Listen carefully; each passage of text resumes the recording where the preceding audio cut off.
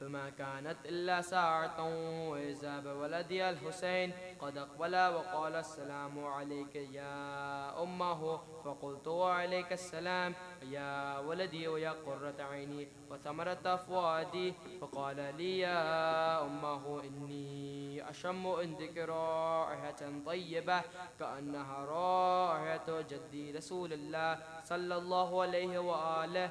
فقلت نعم إن جدك وأخاك تحت الكساء. فدنا الحسين نحو الكساء وقال السلام عليك يا جداه، السلام عليك يا من اختاره الله، أتعزن لي أن أكون معكما تحت الكساء؟ فقال وعليك السلام يا ولدي ويا شافع أمتي قد أذنت لك. فدخل معهما تحت الكساء.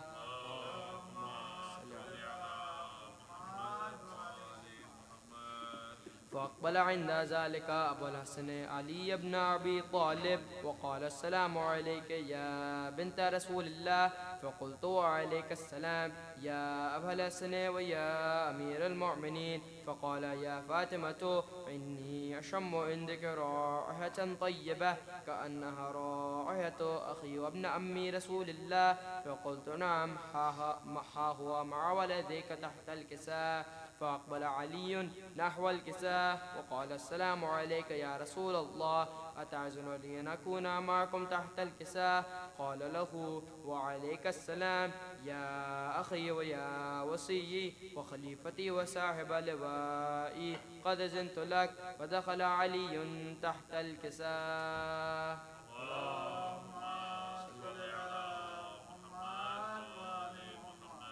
ثم عتيت نحو الكساء وقلت السلام عليك يا أبتاه يا رسول الله، أتعزن لي أن أكون معكم تحت الكساء؟ قال وعليك السلام يا بنتي ويا بضعتي قد أذنت لك.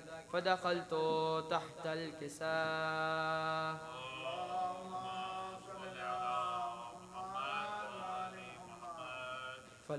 فلما اكتملنا جميعا تحت الكساء أخذ أبي رسول الله بطرف الكساء وأومى بيده اليمنى إلى السماء وقال اللهم إن هؤلاء أهل بيتي وخاصتي وحامتي، لحمهم لحمي ودمهم دمي، يؤلمني ما يؤلمهم ويحزنني ما يحزنهم. أنا حرب لمن حاربهم وسلم لمن سالمهم وعدو لمن عداهم محب لمن أحبهم. إنهم مني وأنا منهم. فاجعل صلواتك وبركاتك ورحمتك وغفرانك ورضوانك علي وعليهم وأذهب عنهم الرجس وطهرهم تطهيرا.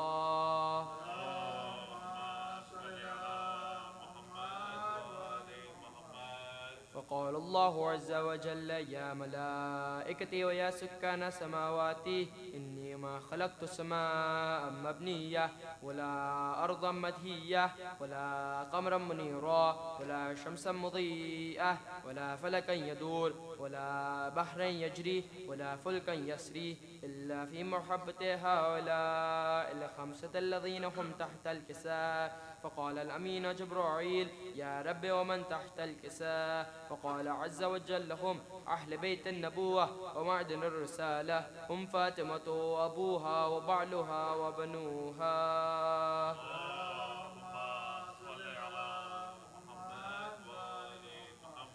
فقال جبرائيل يا رب أتعزن لي أن أحبط إلى الأرض ليكون معهم سادسا؟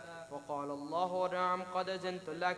فحبط الأمين جبرائيل وقال السلام عليك يا رسول الله. العلي الأعلى يقرئك السلام ويخصك بالتحية والإكرام ويقول لك وعزتي وجلالي إني ما خلقت سماء مبنية ولا أرضا مدهية ولا قمرا منيرا ولا شمسا مضيئة ولا فلكا يدور ولا بحرا يجري ولا فلكا يسري إلا لأجلكم ومحبتكم. وقد زن لي أن أدخل معكم فهل تعزن لي يا رسول الله؟ فقال رسول الله وعليك السلام يا أمين وحي الله إنه نعم قد زنت لك. فدخل جبرائيل معنا تحت الكساء.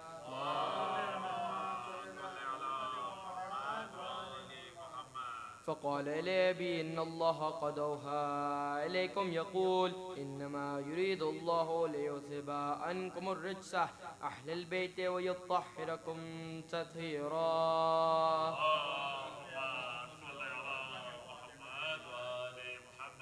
فقال علي لأبي يا رسول الله أخبرني ما لجلوسنا هذا تحت الكساء من الفضل عند الله. فقال النبي والذي بعثني بالحق نبيا واستفاني بالرسالة النجية ما ذكر خبرنا هذا في محفل من محفل أهل الأرض وفيه جم من شيوتنا مهبين إلا ونزلت عليهم الرحمة وحفت بهم الملائكة واستغفرت لهم إلى أن يتفرقوا.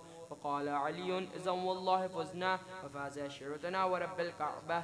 فقال النبي ثانيا يا علي والذي بعثني بالحق نبيا واستفاني بالرسالة النجية ما ذكر خبرنا هذا في محفل من محفل أهل الأرض وفيه جم من شيوتنا مهبين وفيه مهموم إلا وفرج الله همه ولا مغموم إلا وكشف الله غمه ولا طالب حاجة إلا وقضى الله حاجته. فقال علي إذا والله فزنا وسعدنا وكذلك شيوتنا فازوا وسعدوا في الدنيا والآخرة ورب الكعبة.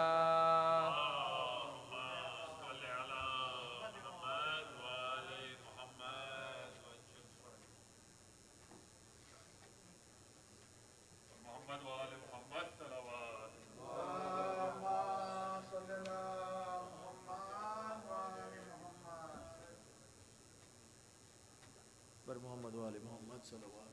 اللهم صل على محمد وآل محمد. بارے دیگے نعرے صلوات. اللهم صل على محمد وآل محمد. ایک بار پھر سے باوازہ بلند نعرے صلوات. اللهم صل على محمد وآل محمد. کہتے تھے شہیدی میرے عباس کہاں ہو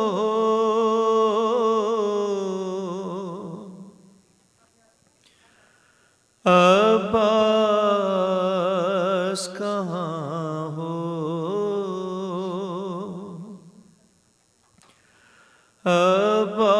عباس کہاں ہو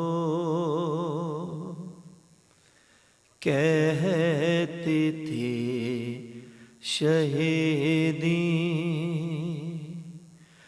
میرے عباس کہاں ہو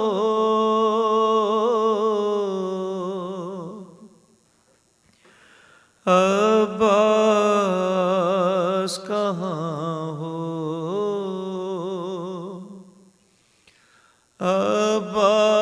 عباس کہاں ہو تنہا ہوں کھڑا دشتے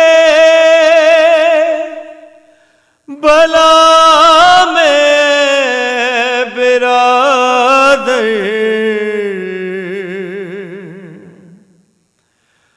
دیکھو ذرا کر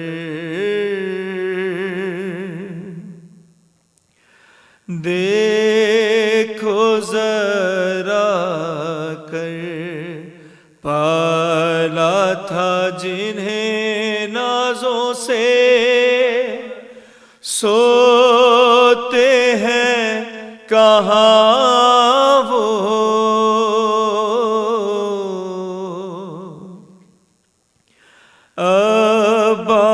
عباس کہاں ہو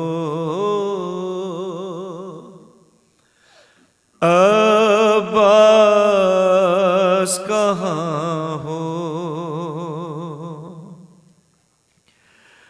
دکھتا نہیں اب آنکھوں سے ہر سو ہے اندھیرا دم رکتا ہے میرا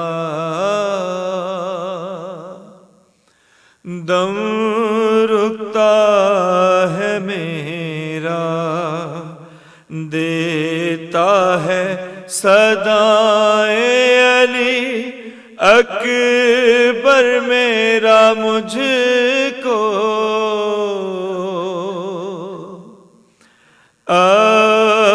عباس کہاں ہو،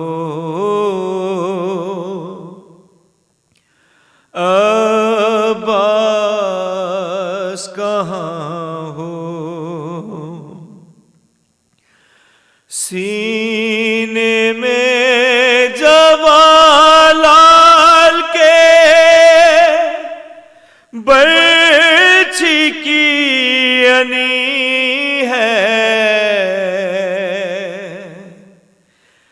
تھراتی زمین ہے،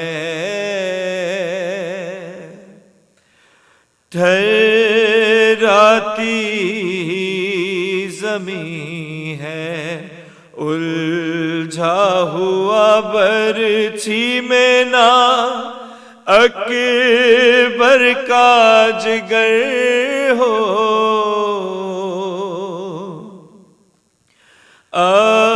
عباس کہاں ہو،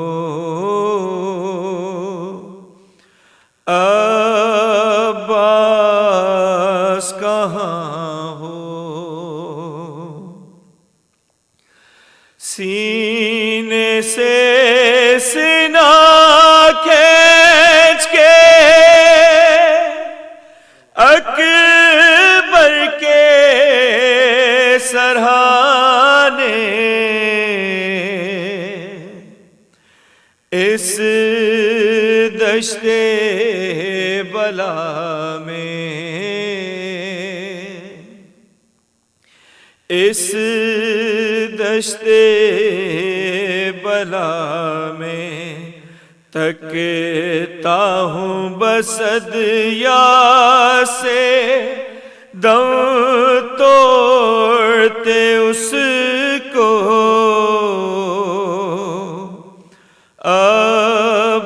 عباس کہاں ہو،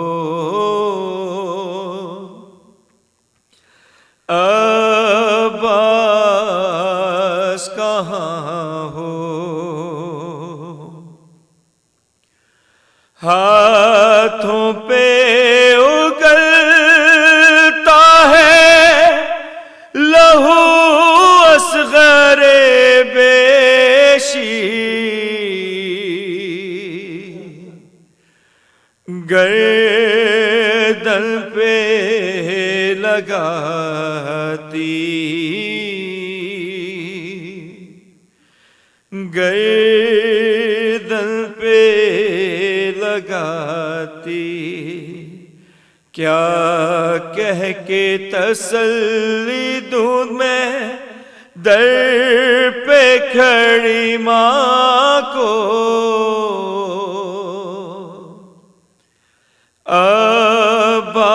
عباس کہاں ہو،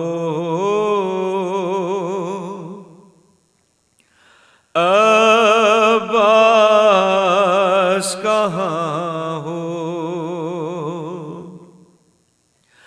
چلتی ہے سیاہ دھیاں خوب بکھرا ہے ہر سو، جب کھول کے گیسو،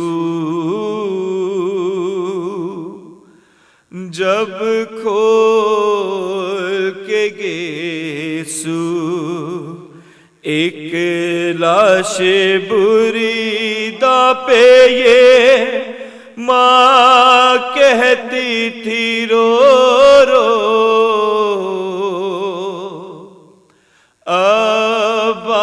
عباس کہاں ہو،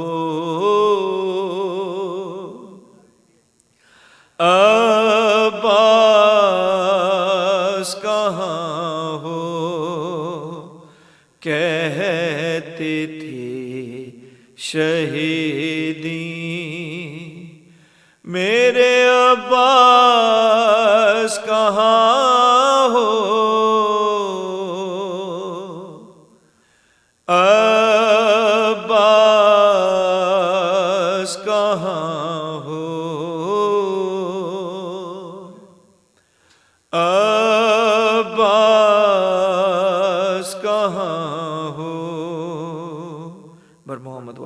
محمد صلوات.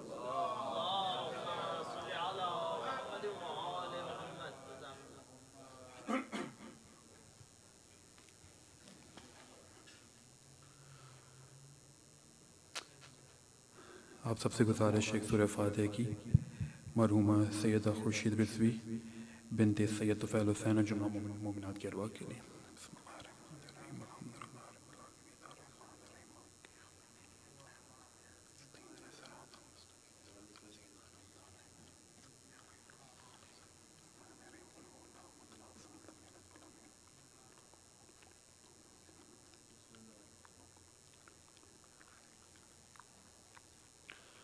پر محمد وآل محمد صلوات.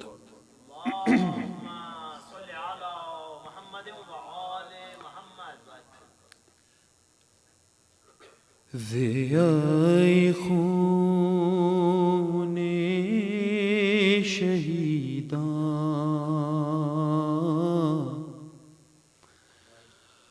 کی دلکشی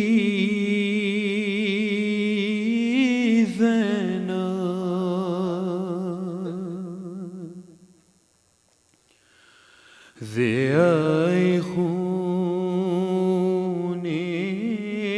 شہیداں کی دلکشی زینب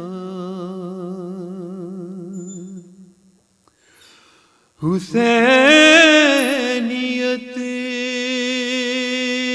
کے چراغوں کی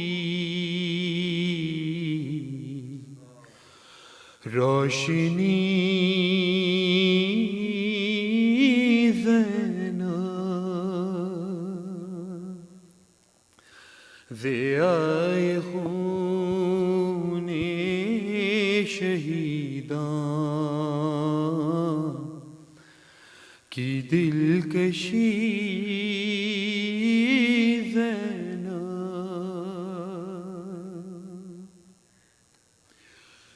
علی نے رو کے کہا قید ہو کے آؤ گی.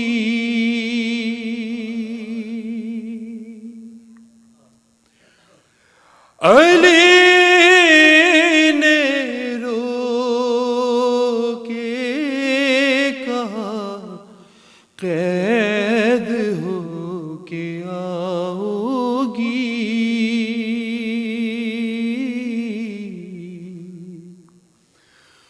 بغور دیکھ لو کوفے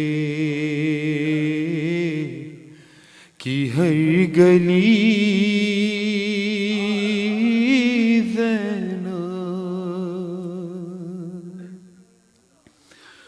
بغور دیکھ لو کوفے کی ہر گلی زینب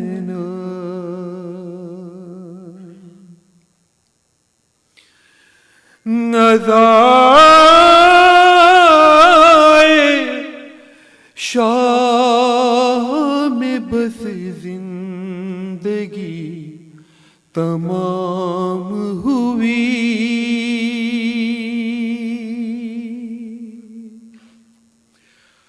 عزائے شاہ میں بس زندگی تمام ہوئی.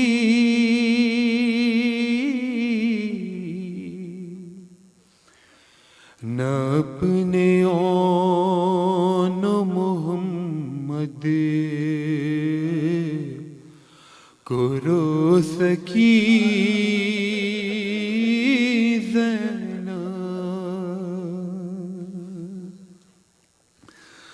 نہ اپنے آن محمد کو رو سکی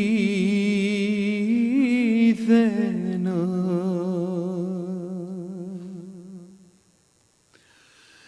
کسی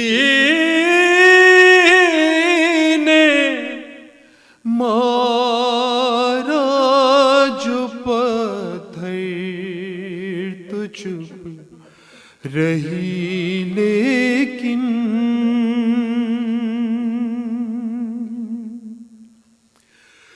کسی نے مارا جو پتھر تو چپ رہی لیکن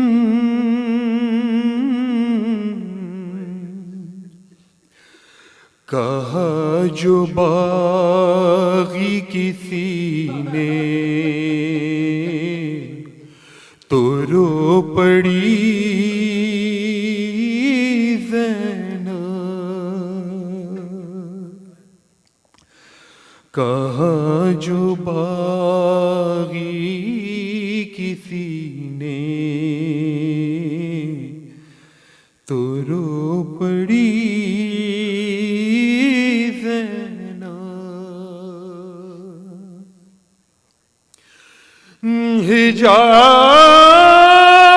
حجاب میں بھی گزرنا جہاں سے مشکل تھا،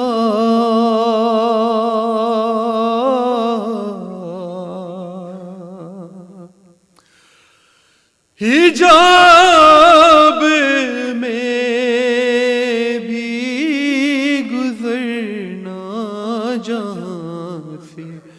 مشکل تھا،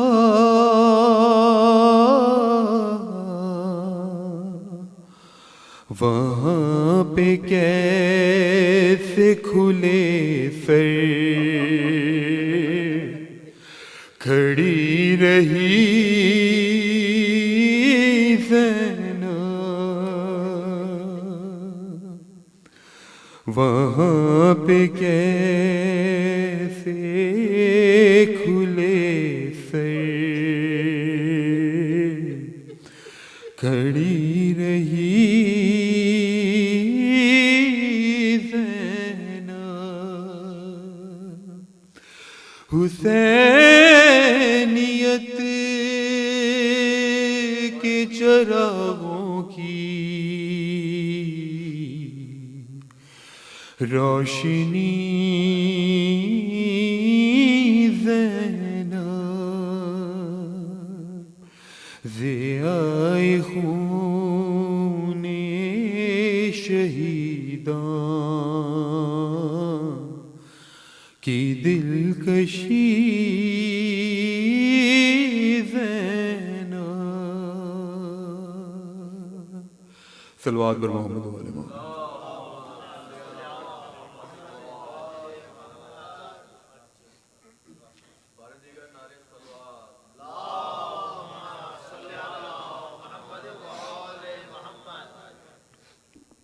ایک اور صلوات پڑھ دیجیے برما۔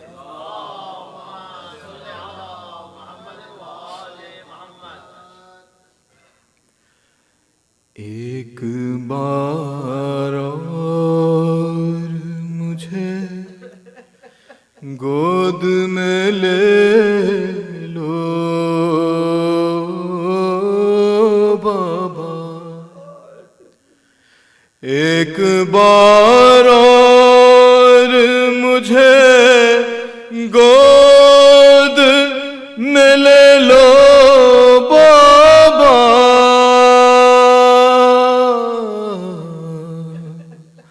ایک بار اور مجھے گود میں لے لو بابا، واہ حسینہ کا ہوا شور حرم میں برپا، ہو کے رخصت جو چلے گھر سے شہ کرب و بلا، کہہ کے یہ دوڑی سکینہ کے ٹھہر جاؤ ذرا،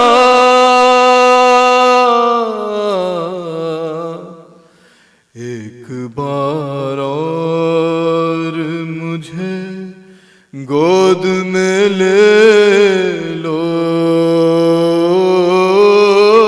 بابا، شاہ نے بچی کا جو یہ حال پریشان دیکھا، رو کے فرمایا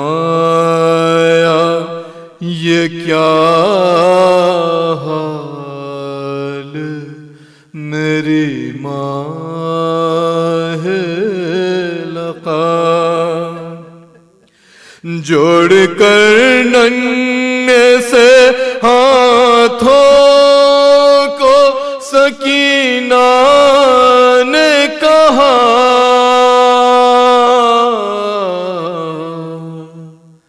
ایک بار اور مجھے گود میں لے لو بابا، اب نہ پیاسی ہوں نہ پانی کی ضرورت ہے مجھے، کوئی حاجت نہیں بس اتنی سی حسرت ہے مجھے، دیکھ لوں آج میں جی بھر کے تمہارا چہرہ،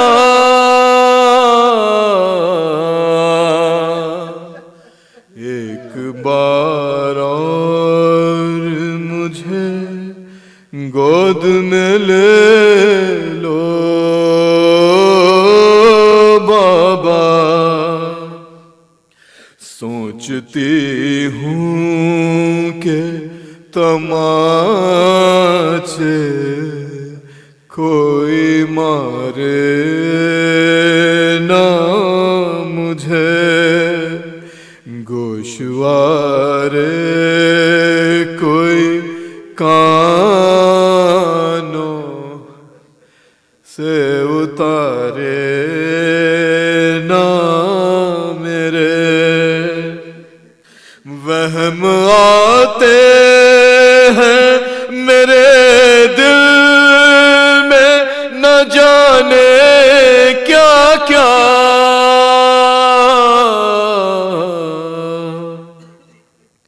ایک بار اور مجھے گود میں لے لو بابا، تم نہ آؤ گے تو اے بابا بہت روں گی، کس کے سینے پہ بتا دیجئے کہ اب سوں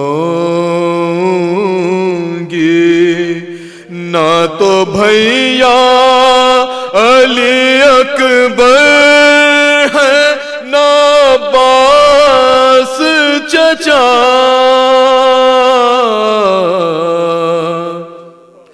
ایک بار اور مجھے گود میں لے لو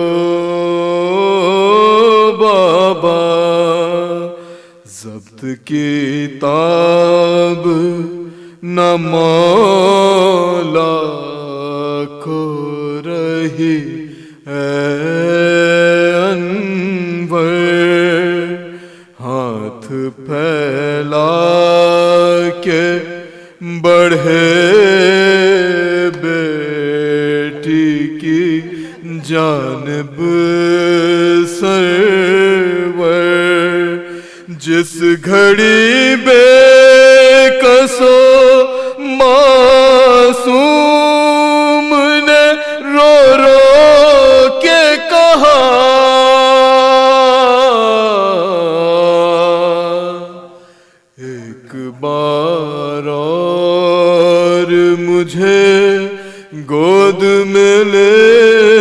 لو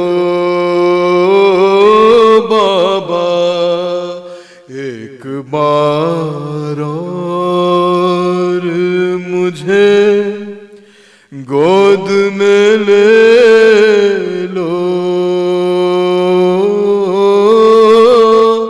بابا. ایک سورہ فاتحہ کی گزارش ہے مرحومہ سیدہ خورشید رضوی بنت سید طفیل حسین.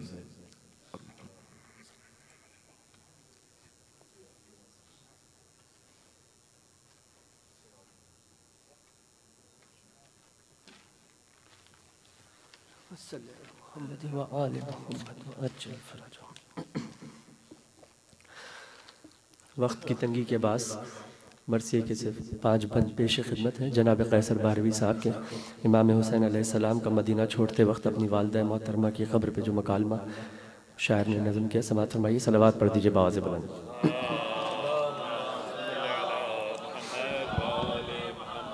ایک بار اور صلوات پڑھی بآواز بلند.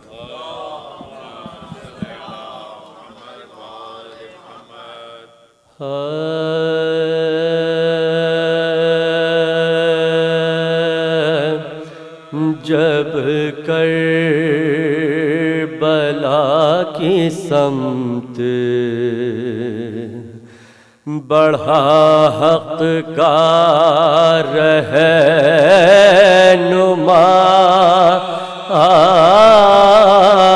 کچھ آ گیا خیال جو ماں کے مزار کا آیا سوے بقیہ وہ زہرا کا لاڈلا رخسار رکھ کے صدر لحد پر یہ دی صدا چھٹتا ہے اب مدینہ ذرا دل کو تھام لو اما غریب بیٹے کا آخر سلام اما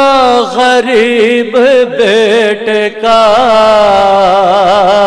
آخر سلام اما تمہارے لال سے چھٹتا ہے آج گھر اما تمہارے لال کا دشمن ہے ہر بشر اما تمہارے لال سے برگشتہ ہے نظر اما تمہارے لال کا ہے آخری سفر اما تمہارے لال کا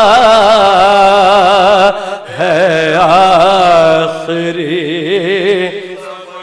صحرا میں دل کے ٹکڑوں کی بستی بسائے گا ارے اماں حسین اب نہ مدینے میں آئے گا اماں حسین اب نہ مدینے میں آئے گا ماں سے یہ کہہ رہا تھا ابھی ماں کا لاڈل آواز آئی قبر سے اے میرے محل کا صدقے تیری مصیبت و غربت پہ فاطم بس حسین حسین بس کے ہلا عرش کبریا بس اے حسین بس کے ہلا عرش کبریا جو تجھ ظلم ہوئیں گے یہ دکھیا اٹھائے گے ارے بیٹا یہ غم نصیب تیرے ساتھ جائے گی بیٹا یہ غم نصیب تیرے ساتھ جائے آنسو بہاؤں گی تیرے رنج و آلام کے ساتھ آنکھیں بچھاؤں گی تیرے نقش قدم کے زہرا نڈھال ہوگی ہر ایک تازہ غم کے ساتھ میرا کلیجہ نکلے گا پوتے کے دم کے ساتھ میرا کلیجہ نکلے گا پوتے کے دم ارے گھبرا نہ میرے چاند ہر کے دکھ اٹھا میں تیرے ساتھ لاشائے اکبر اٹھا گھبرا نہ میرے چاند ہر ایک دکھ بٹا ارے میں تیرے ساتھ لاشائے اکبر اٹھا میں تیرے ساتھ لاشائے اکبر اٹھا اور جائے گا تو جو نہر پہ بھائی کی لاش میں تیرے ساتھ ساتھ چلوں گی برہنس بیٹا حسین کیا تجھے اس کی نہیں خبر عباس تیرا بھائی تو میرا دل و جگر عباس تیرا بھائی تو میرا دل و ارے تو لاش اٹھائے گا تو صفے غم بچھا میں گود میں کٹے ہوئے بازو کو لا میں گود میں کٹے ہوئے ہاتھوں کو لاؤں گی جب کربلا کی سمت صلوات بر محمد و آل محمد فاتحہ کی التماس ہے مرحومہ بیگم خورشید رضوی تلمیذ رضوی محمد جعفر محمد حیدر طفیل حسین مختار فاطمہ قیصر جہاں اختصاص رضوی رونق سلطانہ محمد رضا نشاد زیدی اور مرحوم تراب نظر کی ارواح کے لیے الفاتحہ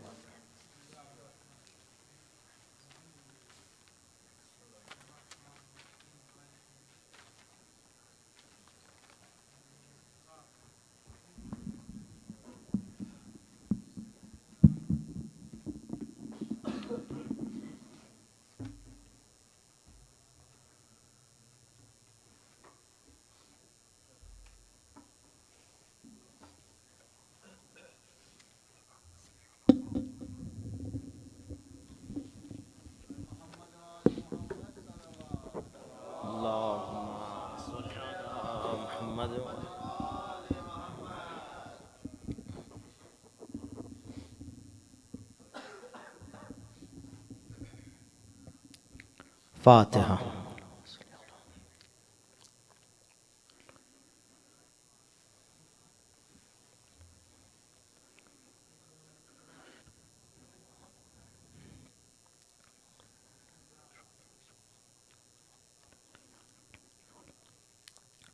اعوذ باللہ السمیع العلیم من الشیطان الرجیم. بسم اللہ الرحمن الرحیم.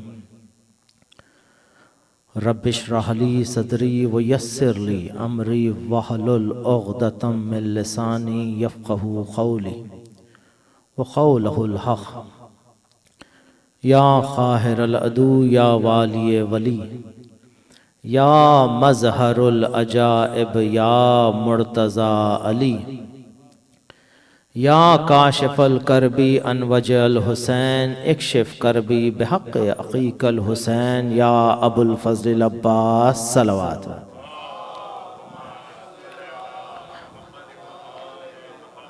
یا رب الحسین بحق الحسین اشفی صدر الحسین بظہور الحجہ. سب مل کر اللہم کن لولیک الحجۃ ابن الحسن صلواتک علیہ وعلی آبائہ فی ہذہ الساعۃ وفی کل ساعہ ولیاً وحافظاً وقائداً وناصراً ودلیلاً وعینا حتی تسکنہ وارزقہ طوعہ وتمتعہ فیہا طویلا.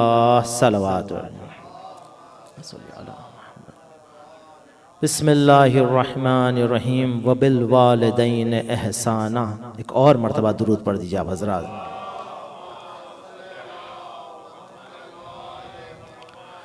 شکر اور احسان ہے خلاق عالم کا جس نے ماہ مبارکہ رمضان کے اس پہلے روزے میں جس کریم نے ہمارے نامہ اعمال میں اس فرش عزا پر آنے کی توفیق لکھ دی ہے اور اس مجلس کو مرحومین کو ایصال کرنا ایک بہترین وسیلہ بنایا ہے.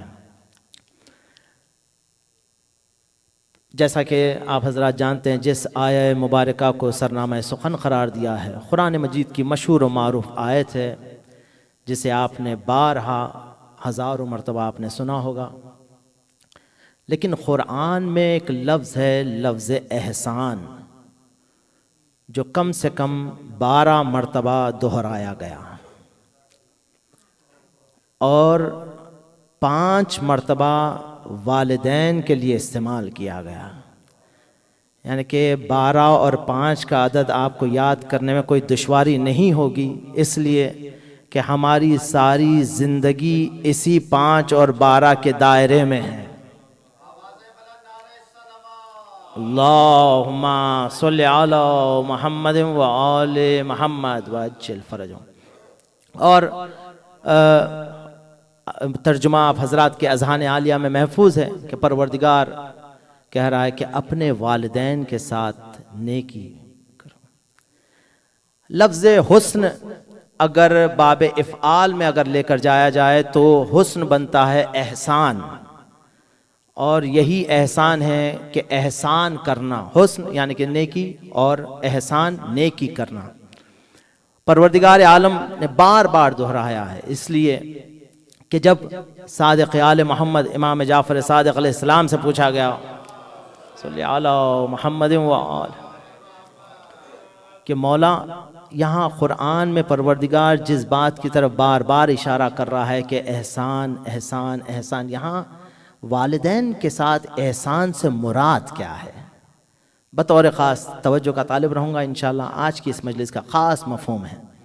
چھٹے امام نے فرمایا کہا والدین کے ساتھ احسان کا مطلب یہ ہے کہ اگر والدین کو کسی چیز کی احتیاج ہو تو اس بات کا انتظار نہ کرے کہ وہ تم سے سوال کریں.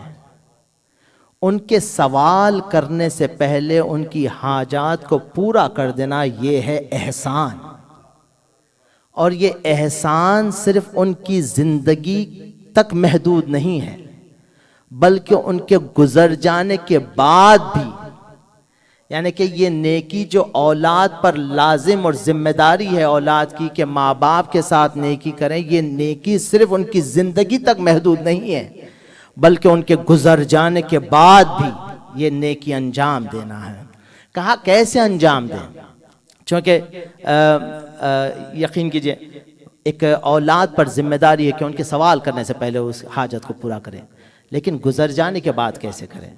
کہا جیسا کہ روایات میں موجود ہے کہ شب جمعہ والدین کی ارواح اس انتظار میں ہوتی ہے کہ میرا بیٹا آج کوئی مجھے تحفہ پیش کرے، کوئی سورہ فاتحہ پیش کرے، کوئی درود پڑھے، تاکہ چونکہ ہمارے اب نامہ اعمال بند ہو چکا ہے، نہ اب ہم گناہوں کو مٹا سکتے ہیں نہ نیکیوں میں اضافہ کر سکتے ہیں، یہ اولاد ہے جو ان کے لیے نیکیوں میں اضافہ کر سکتا ہے، چونکہ والدین کا اب تو جو گزر چکے ہیں۔ اور اس کا ایک خاص مفہوم اس لیے بھی میں نے اس حدیث کا انتخاب کیا ہے چونکہ ہم رہتے ہیں یہاں پر امریکہ میں یا برطانیہ میں، جہاں پر بھی ہو، ہمارے والدین ہوتے ہیں ہندوستان پاکستان میں، ہمیں پتہ نہیں ہے کہ انہیں کس چیز کی احتیاج ہے۔ ان کے سوال کرنے سے پہلے ان کی حاجتوں کو پورا کرنا ہے، یعنی کہ یہ انتظار نہ کریں کہ ماں ہم سے سوال کرے۔ اور یقین کیجئے ہندوستان پاکستان میں جو والدین ہوتے ہیں وہ نہیں چاہتے کہ بیٹے سے کوئی فرمائش کریں، چونکہ وہ چاہتے ہیں کہ میرا بیٹا جہاں پر بھی ہو خوش رہے، لیکن ماں اس انتظار میں ہوتی ہے کہ میرا بیٹا آ جائے اور مجھ سے ملاقات کرے۔ ماں کو موقع نہ دیں کہ ماں آپ سے کہے کہ بیٹا کافی عرصہ گزر گیا تم نہیں آئے، ان کے سوال کرنے سے پہلے پہنچ جانا یہ ہے نیکی۔ بلکہ حدیث ہے بحار الانوار میں پیغمبر اکرم حضرت محمد مصطفیٰ صلی اللہ علیہ وآلہ وسلم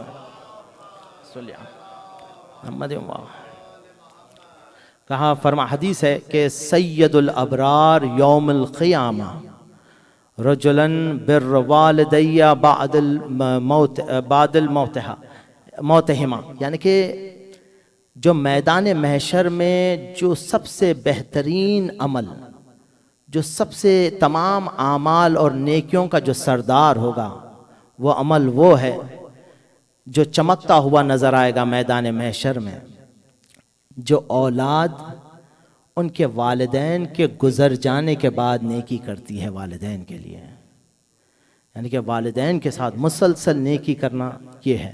اور ہمیشہ ہمارے ذہن میں ایک سوال اٹھتا ہے کہ ہم جو اعمال انجام دے رہے ہیں ان کے لیے مسلسل ہم زیارت پڑھتے ہیں، کیا اس کا ثواب ہمارے والدین تک پہنچ بھی رہا ہے یا نہیں؟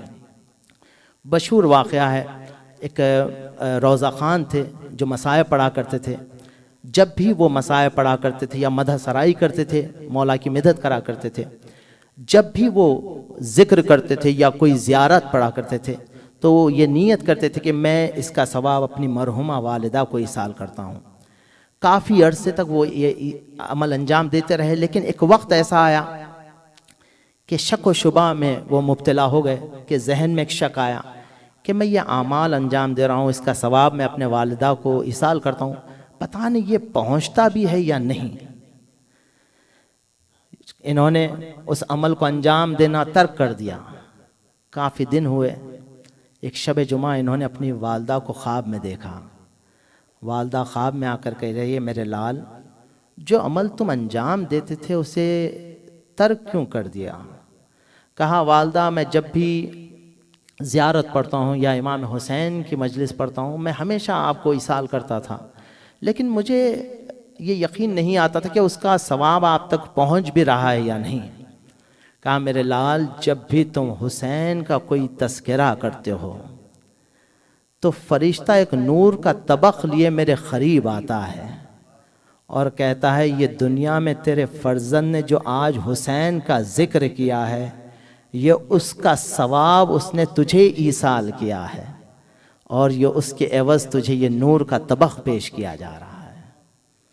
یہ ہے یعنی کہ ایصال ثواب مرحومہ کے گزر جانے کے بعد بھی اولاد کی ذمہ داری ہے کہ اسے انجام دیتا رہے۔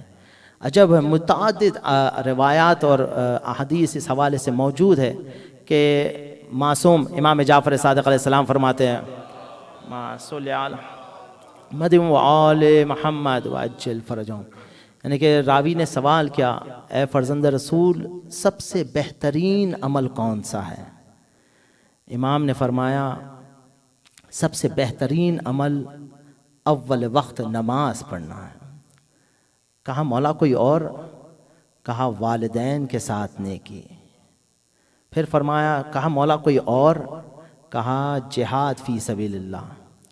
یعنی کہ اندازہ لگائیں والدین کے ساتھ نیکی، جہاں پر نماز اور حج اور جہاد کی تاکید ہے وہیں پر والدین کے ساتھ نیکی ہم پڑھنا ہے۔ یہ اندازہ ہے یعنی کہ والدین کے ساتھ نیکی، بلکہ متعدد مقامات اتنے روایات اس حوالے سے موجود ہے کہ ایک شخص آیا کہا یا رسول اللہ میں بڑا گنہگار ہوں، میرے اتنے گناہ ہیں کہ مجھے یقین بھی نہیں آتا کہ کوئی ایسا وقت بھی آئے گا کہ میں بخشا جاؤں گا۔ یا رسول اللہ کوئی ایسا ذریعہ ہے کہ میرے گناہ بخش دیے جائیں؟ رسول خدا نے فرمایا کہا کیا تیرے والدین زندہ ہیں؟ کہا یا رسول اللہ میرا باپ زندہ ہے، میری ماں گزر گئی ہے۔ رسول خدا نے کہا کہ جاؤ اپنے باپ کے ساتھ نیکی کرو۔ جب یہ شخص جا رہا تھا رسول خدا نے اپنی بزم میں کہا کاش اس کی ماں بھی زندہ ہوتی، اس لیے کہ الجنت تحت الاقدام الامہات، جنت ماں کے قدموں تلے دستیاب ہے۔ یہ تو عام ماں ہے، یہ ہماری جسمانی ماں ہے، لیکن یہ آیت بار بار کیوں دہرائی جا رہی ہے قرآن میں؟ وہ بالوالدین احسانا، پروردگار کہہ رہا ہے کہ جہاں پر کہہ رہا ہے کہ میرے علاوہ کسی کی عبادت نہ کی جائے، اور پھر اس کے فوری بعد پروردگار کہتا ہے والدین کے ساتھ نیکی۔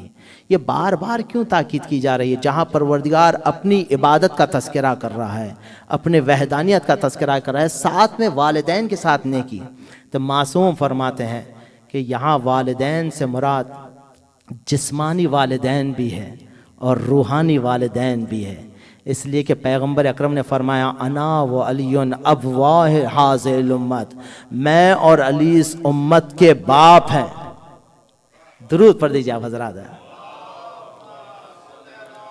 محمد، میں اور علی اس امت کے باپ ہیں۔ اب اندازہ لگائیں عزیزان کہ پیغمبر اکرم اس امت کے باپ ہے، لیکن ایک ایسی ہستی ہے جس کے لیے خود رسول خدا نے کہا فاطمہ انت ام ابیہا، اے فاطمہ تم اپنے باپ کی بھی ماں ہو۔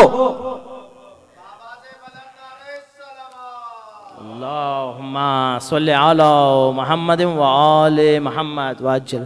مجھے تیزی کے ساتھ سفر کرنا ہے، میں ایک روایت پیش کر کے انشاءاللہ اس کے فوری بعد مسائل پیش کر دوں، لیکن عزیزان روایت ہے ایک شخص 10ویں امام امام علی نقی علیہ السلام کی خدمت میں حاضر ہوا، ما صلی علی محمد و آل محمد، کہا اے فرزند رسول میں نے آپ کے ایک جد کی حدیث کو سنا ہے لیکن مجھے سمجھ میں نہیں آتی یہ روایت کیا ہے، یہ حدیث کیسی ہے؟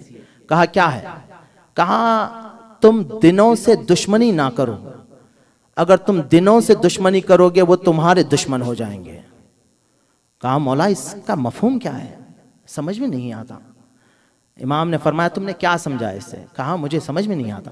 کہا دنوں سے مراد روز ہفتہ ہمارے جد رسول خدا سے منسوب ہے، اور روز اتوار میرے دادا علی مرتضیٰ سے منسوب ہے، اور روز پیر میرے جد امام حسن اور امام حسین علیہ السلام سے منسوب ہے، اور منگل چوتھے امام، پانچویں امام اور چھٹے امام سے منسوب ہے، اور چہارشنبہ بدھ ہمارے 4 اماموں سے منسوب ہے، یعنی کہ 7ویں امام، 8ویں امام، 9ویں امام، 10ویں امام۔ خود 10ویں امام کی روایت فرماتے ہیں جمعرات میرے فرزند حسن عسکری سے منسوب ہے، اور جمعے کا روز میرے آخری فرزند جو اس دنیا میں آئے گا، جو پردہ غیب میں رہے گا کئی برس تک، وہ ہے میرا فرزند امام زمان عجل اللہ تعالیٰ فرجہ شریف سے منسوب۔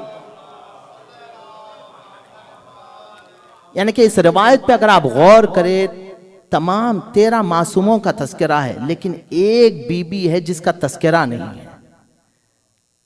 یعنی 13 معصوموں کا تذکرہ ہے لیکن جناب زہرا کا تذکرہ نہیں ہے۔ کئی الگ الگ انداز سے یہ روایت آئی ہے کسی مقام پر، لیکن میں 10ویں امام کی یہ روایت پیش کر رہا ہوں۔ کہا کہ کیوں؟ اس لیے کہ دن ہوتے ہیں روشن، اور پروردگار نے نہیں چاہا کہ جناب زہرا کی عظمت کو دن کے اندر روشن میں ظاہر کرے، اس لیے کہ پروردگار نے چاہا کہ جناب زہرا سے کہا کہ وما ادراک ما لیلۃ القدر، یعنی کہ جناب زہرا کو لیلۃ القدر قرار دیا گیا ہے۔ جب چھٹے امام سے پوچھا گیا مولا یہ لیلۃ القدر کیا ہے، کہا لیلۃ القدر سے مراد ہماری جدہ فاطمہ زہرا ہے۔ یہی سبب ہے عزیزان گرامی، یعنی کہ دن روشن ہوتے ہیں، دن میں ظاہر ہوتا ہے، لیکن جناب زہرا کی عظمت کو پروردگار عالم نے مخفی رکھا ہے، اور اسی لیے یعنی کہ وہ رات سے منسوب کر دیا ہے جو 1000 مہینوں سے افضل ہے، وہ ہے جناب زہرا عزیزان گرامی۔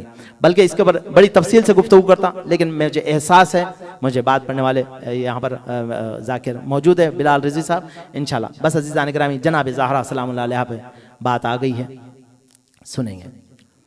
اولاد کو ماں سے بڑی محبت ہوتی ہے، اور ماں کو بھی اولاد سے بڑی محبت ہوتی ہے۔ اولاد برداشت نہیں کرتی اگر کوئی اس کی ماں سے بلند لہجے میں بھی گفتگو کرے۔ ابھی میں مقتل لے کر آیا ہوں گریزہائے مدھائی، اس میں ایک واقعہ لکھا ہوا ہے۔ ایک زوجہ اور شوہر کے درمیان کچھ جھگڑا ہوا۔ جب جھگڑا اس حد تک پہنچ گیا کہ شوہر اس غیظ کے عالم میں آ کر اپنی زوجہ پہ ہاتھ بلند کرتا ہے، غصے سے بے قابو ہو کر جب وہ گھر کے باہر چلا گیا، کچھ دیر کے بعد واپس آتا ہے اور اپنی غلطی پر پشیمان ہوتا ہے، آ کر اپنی زوجہ سے معافی مانگتا ہے، رو کر گڑ گڑاتا ہے کہ مجھے معاف کر دیں، میں نے تم پر ہاتھ اٹھایا ہے۔ اس کی زوجہ کہتی ہے کہ قصوروار تو میں بھی ہوں، لیکن میری ایک التجا ہے، آئندہ کبھی آپ کو اگر اس انداز سے غیظ آ جائے، یہ یاد رکھیں کہ میرے بچوں کے سامنے آپ مجھے نہ ماریے گا، اس لیے کہ جب سے آپ نے مجھ پر ہاتھ اٹھایا ہے، میرے چھوٹے چھوٹے بچے میرے چہرے کی طرف دیکھتے ہیں اور روتے ہوئے چلے جاتے ہیں۔ چھوٹے بچے ہیں، انہوں نے ایک لقمہ بھی نہیں کھایا ہے۔ عزیزان گرامی یہ تو کوئی اور ماں ہے، لیکن آئیے مدینہ چلتے ہیں، وہاں بھی ایک ماں ہے جو در و دیوار کے درمیان کھڑی ہوئی ہے۔ یہ بیوی فریاد کر رہی ہے، حسین اپنی آنکھوں سے وہ منظر دیکھ رہے ہیں۔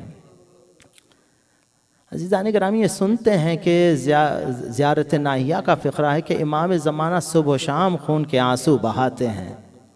جانے میں جب بھی یہ روایت پڑھتا ہوں مجھے ایسا محسوس ہوتا ہے عجب نہیں کہ حسین وہ پہلی ہستی ہے جس نے خون کے آنسو بہائے ہیں۔ جب ظالم حسین کی آنکھوں کے سامنے جناب زہرا پر تازیانے مارتا رہا، صرف تازیانے نہیں مارے گئے جناب زہرا کو، بلکہ ظالم نے تلوار کے نیام سے زہرا کی پھسلیوں کو شکستہ کیا ہے۔ حسین وہ منظر دیکھ رہے تھے، بڑی شدت کے ساتھ روتے رہے۔ اس منظر کو یاد کر کے حسین نہ جانے کہاں کہاں کن کن منزلوں سے گزرتے رہے، لیکن ایک وقت وہ بھی آیا کہ جب جناب زہرا کا جنازہ تیار کیا گیا اور امام علی نے کہا آؤ بچوں ماں کا آخری دیدار کر لو۔ سارے بچے آ گئے مگر حسین نہیں آتے۔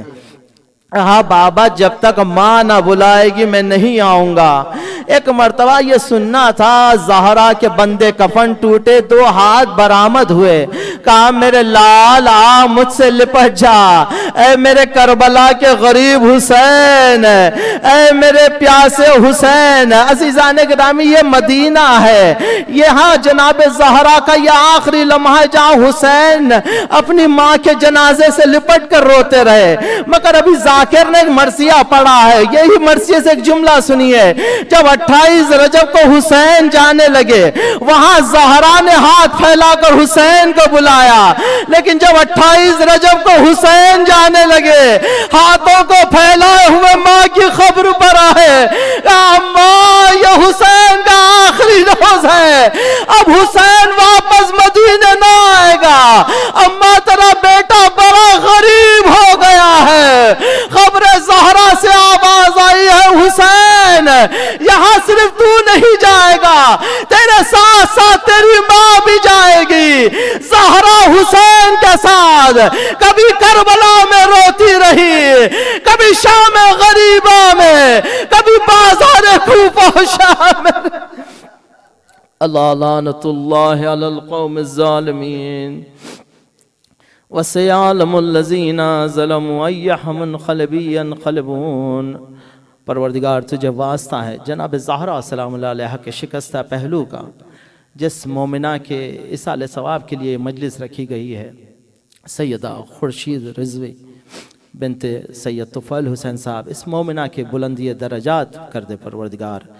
परवरदिगार फ़र्जंद ज़हरा यूसुफ़ ज़हरा अज्जलल्लाहु ताला फ़रजहु शरीफ के ज़हूर में ताजील फरमा। आज हमारे ज़िक्र को अपनी बारगाह में कबूल व मकबूल फरमा।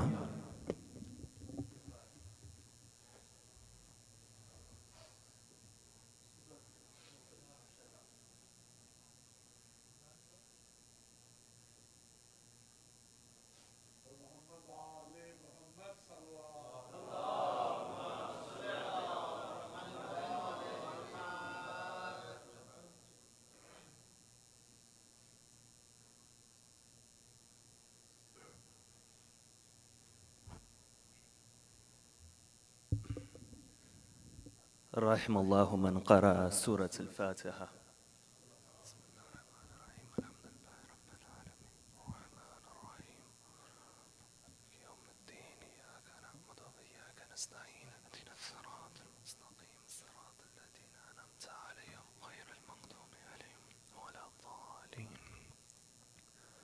अऊज़ु बिल्लाहि मिनश शैतानिर रजीम। बिस्मिल्लाहिर्रहमानिर्रहीम। अल्हम्दुलिल्लाहि रब्बिल आलमीन वल्हम्दुलिल्लाहिल्लज़ी हदाना लिहाज़ा वमा कुन्ना लिनहतदिया लौला अन हदानल्लाह वस्सलातु वस्सलामु अला सय्यदिना व नबियना अबिल क़ासिम मुहम्मद वअला आले बैतिहि अत्तय्यबीन अत्ताहिरीन अलमासूमीन अस्सादिकीन वल्लज़ीना ज़हबल्लाहु अन्हुम अर्रिज्स वतहहरहुम तत्हीरा।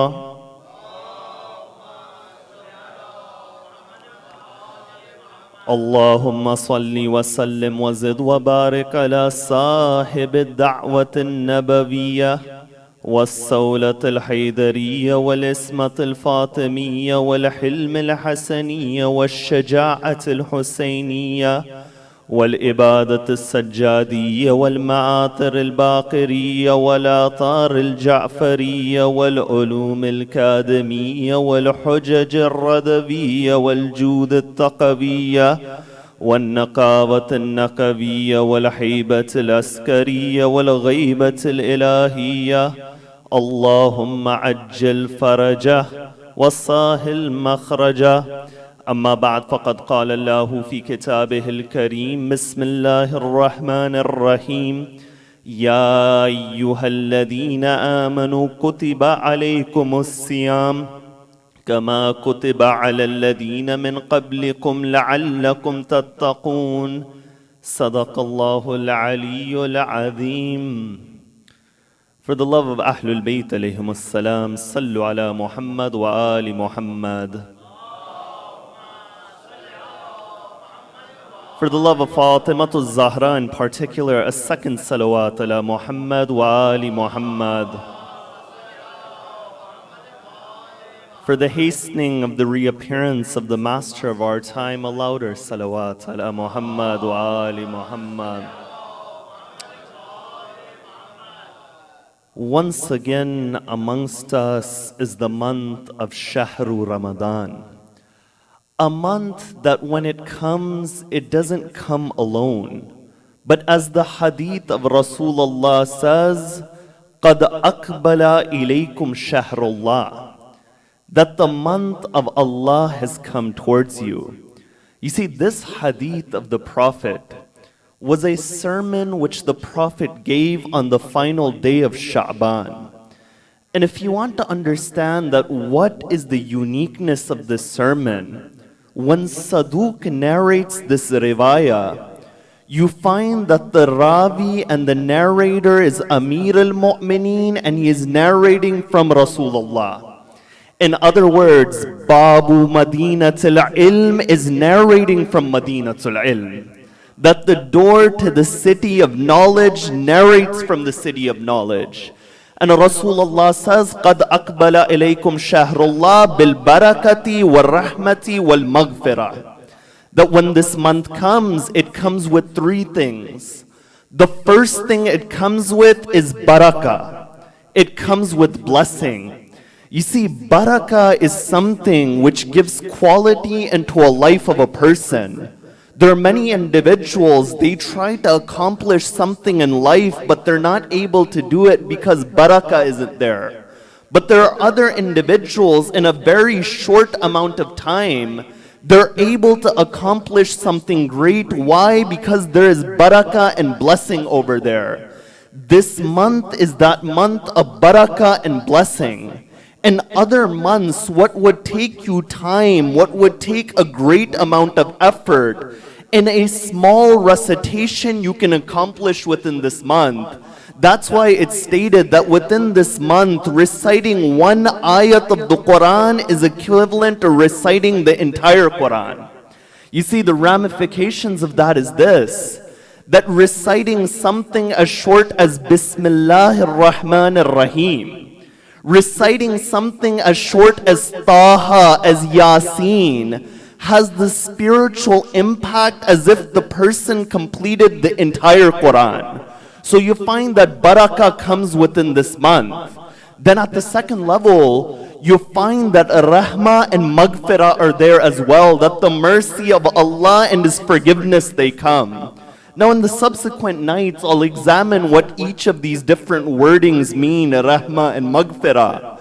But you find that this month, the Prophet, after saying that it comes with barakah, rahmah and maghfirah, he says, huwa shahrun indallahi afdalul shuhur, wa ayyamuhu afdalul ayyami, wa layalihi afdalul layali. He says, this month near Allah is the best of months. Now over here, the istilah, the term which is used, is that in the law with Allah, this is the best of months. There are many people, they ask the question that why is it in Islam that we use the lunar calendar instead of the solar calendar? When you go on the Shamsi calendar, the solar calendar, there's many benefits that we see. There is a level of consistency in the solar calendar. When it comes to agriculture, when it comes to having an order in our life, the solar calendar is something which is more consistent. But over here, when you look within the Quran, and when the Quran describes the different months, it says, Inna iddata shuhuri indallah itna ashara shahra. That the months with Allah are 12 months. What this goes to show is that these months within the Quran, if you want to understand what their value is, you can't do it through the natural means. Naturally, by our sight, by our intellect, we can understand the value of the solar calendar.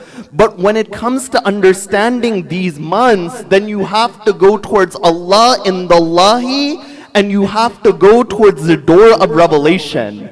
And there's many hadith about these months. One of those hadith you listened to in the lecture before this, which said, La tu'adul ayyam fa tu'adikum, don't oppose the days, so the days oppose you, in reference to the Imams of Ahlul Bayt alayhimus salam. So you find this is that first line within that sermon. After that, the Prophet of God, he says, Huwa shahrun du'itum fihi ila diyafatillah, within this month, you have been invited to be the guest of Allah and the banquet of Allah. You know, every gathering, the greatness of that gathering is in proportion to the greatness of the mudif and the host. The greater the host is, the greater that banquet is. Over here within this month, the host is Allah. That the banquet is the banquet of Allah within Shahr Ramadan. It says, وَدُعِيتُمْ فِيهِ إِلَى ضِيَافَةِ اللَّهِ. Now what exactly does this mean that Allah has invited you?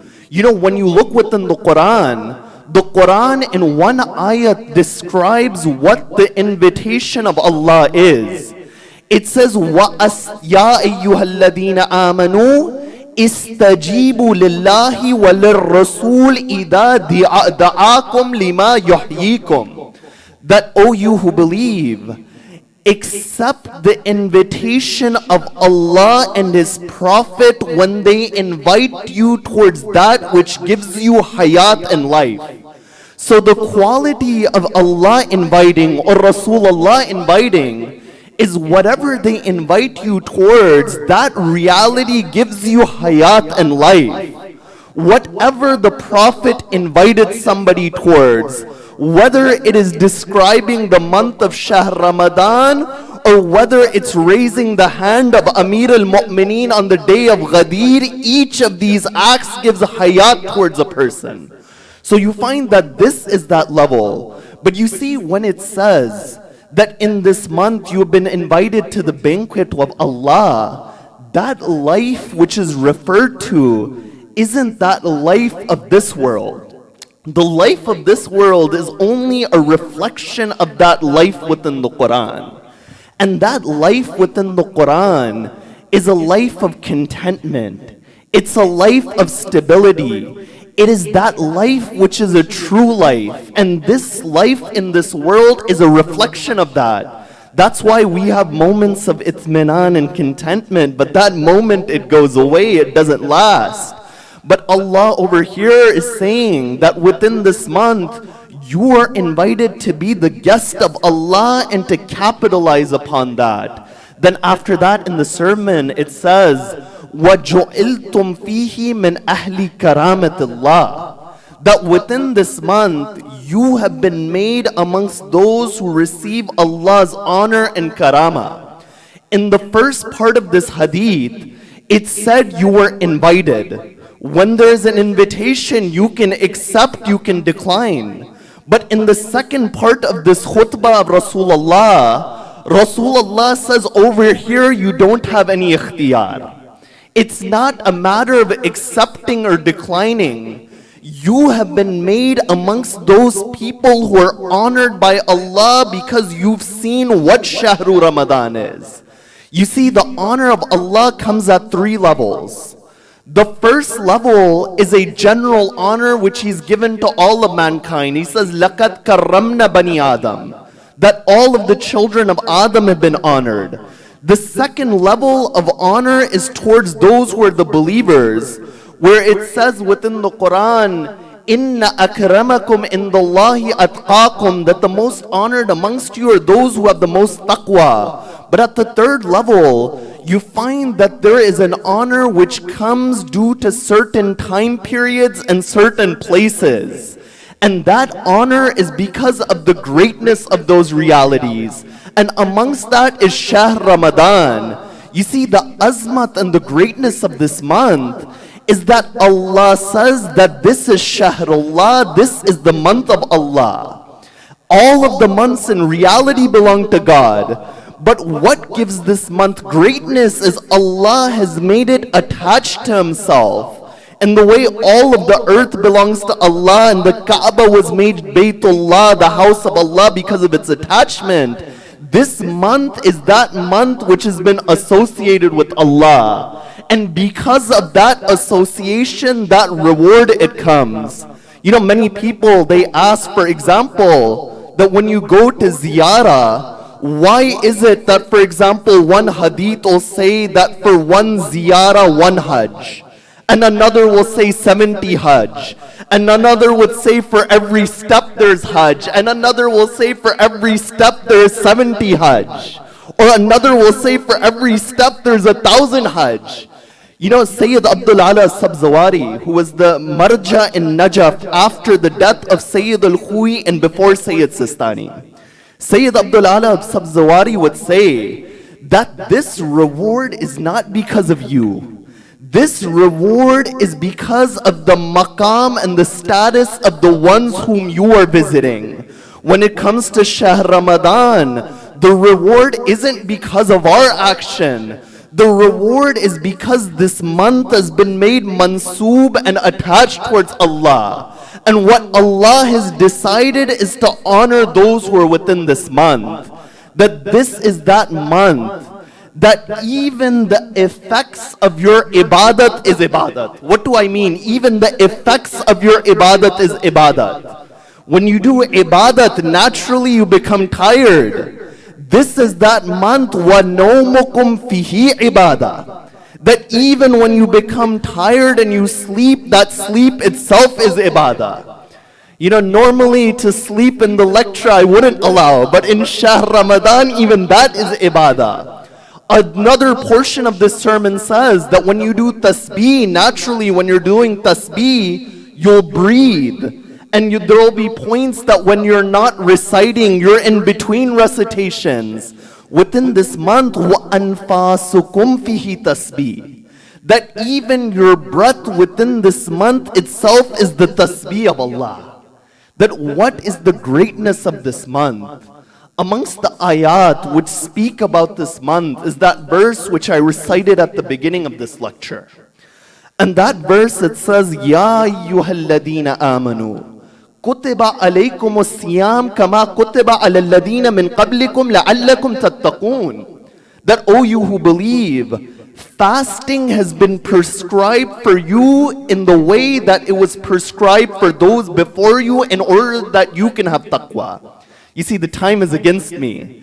But within these few short minutes, in order to prepare ourselves for the rest of the month, I think it's important for us to understand that what is the reality of Sawm and fasting? That what position does this ibadat hold? You know, when you look in the Quran, right, you'll see this line, وَأَجْرُهُمْ عَلَى اللَّهِ. The reward of this action, its ajr is upon Allah. Allah will give the ajr. A person is sabir, وَأَجْرُهُمْ عَلَى اللَّهِ. A person is virtuous, wa ajruhum Allah. A person repents, wa ajruhum Allah. But when it comes to fasting, Allah doesn't say wa ajruhum Allah. The reward is upon Allah. Allah says, فَالصَّوْمُ لِي وَأَنَا أَجْرُ بِهِ. Allah says that fasting is for me and I myself am the ajr and the reward of fasting. But what does it mean? That every other ibadat, Allah is saying, I will give you reward. But over here, when it comes to fasting, Allah says, I am the reward of fasting. That means that within this worship, there are certain qualities that aren't in any other worship. When Allama Tabatabai would explain this hadith, he would say every single act of worship, you have to perform the action. When you pray, you do something. When you go to Hajj, you perform something. But when it comes to fasting, you're staying away from something. In other words, you're not performing an action, but you are staying away from an action and it becomes ibadah. And every other form of ibadah, when you're praying, a person is able to see that this person is praying. And when you go to Hajj, everyone sees that that person went to Hajj. But when a person is fasting, you find that they're at the peak of ikhlas and sincerity. Because when you look at the face of a person who's fasting, you don't know whether they're fasting or not generally. So you find Allah says that I myself am the reward of fasting. In another hadith, Imam Sadiq alayhi salam says, Imam Sadiq says, لِلسَّائِمِ فَرْحَةً فَرْحَةُ الْإِفْطَارِ وَفَرْحَةُ لِقَاءِ رَبِّهِ. that there are two happiness for a person who's fasting. The first is that happiness which you'll experience in 10 minutes from now. And that is that happiness of breaking your fast.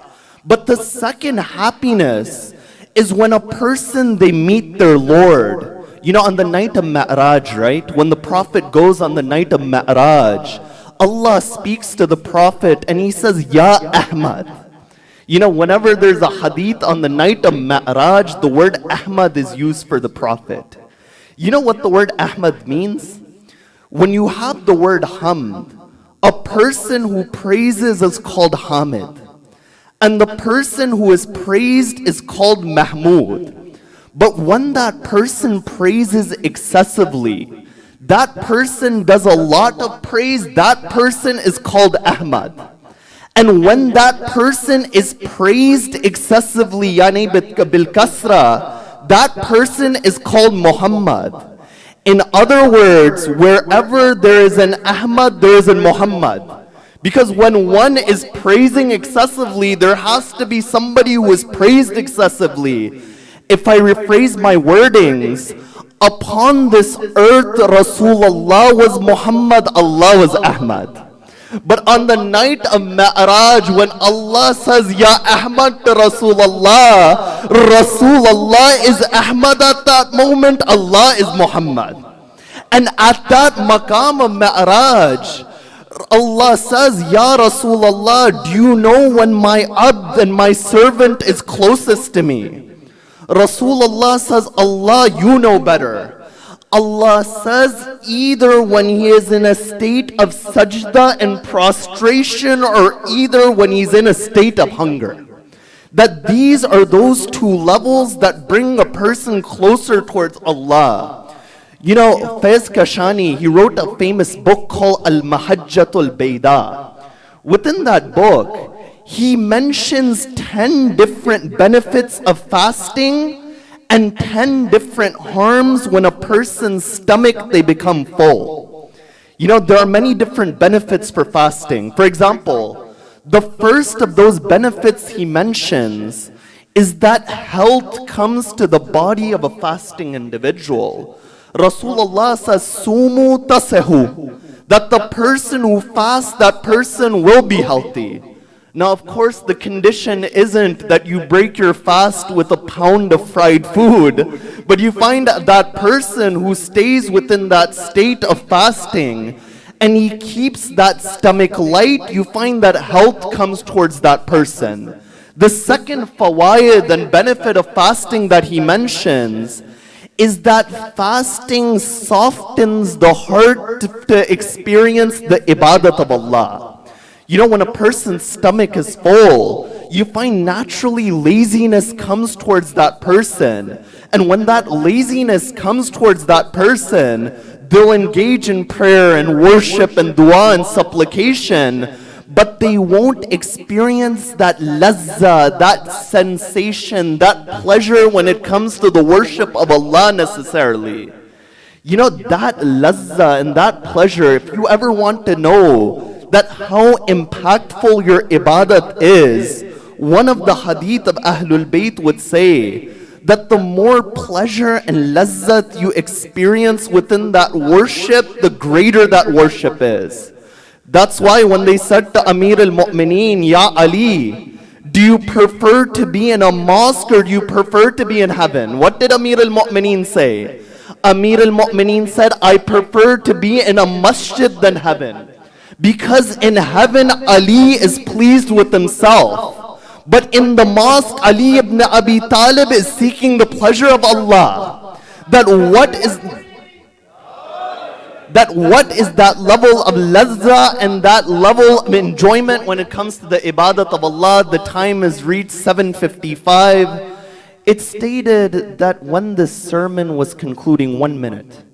When the sermon was concluding, Amir al-Mu'mineen, he stands up and he says, Ya Rasulullah, what is the greatest act within this month?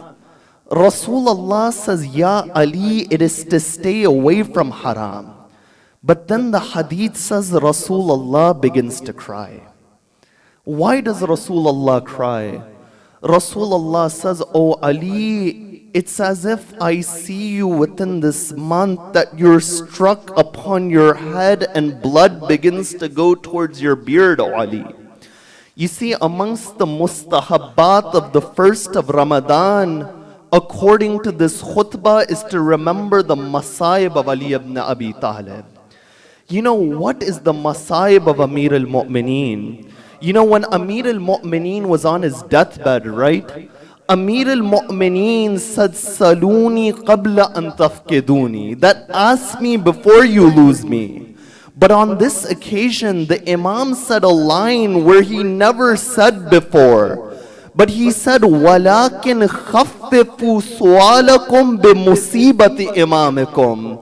But when you ask me, lessen your questions due to the musibah of your Imam. That musibah, that when he was within the mosque on the 19th of Ramadan, that Ibn Muljam, he strikes the Imam upon the head.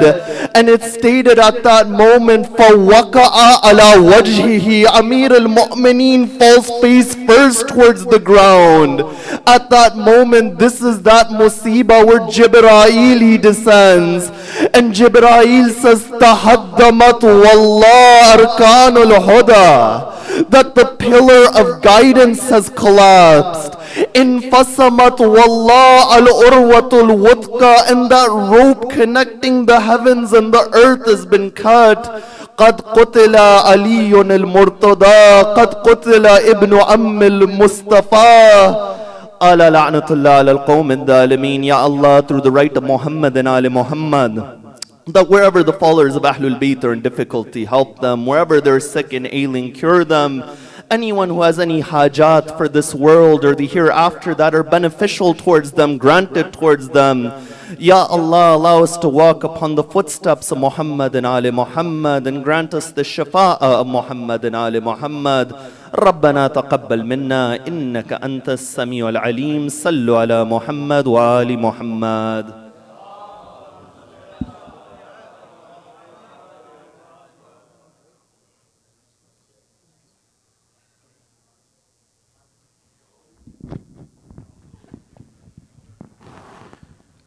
Inshallah, starting tomorrow, we will have majalises with Sayyid Bilal. They will start around 7:20. They will last till Maghrib time. We request all of you to please come and take advantage of this, and please join us in the majlis and iftar. We will be having a azan pretty soon. Please do your wuzu.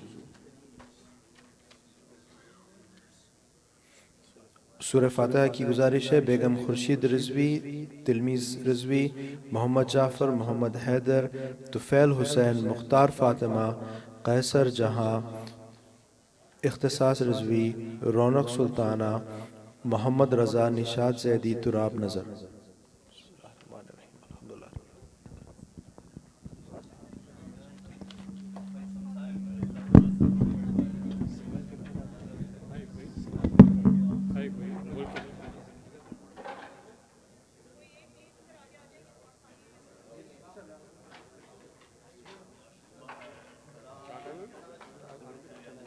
आपके पास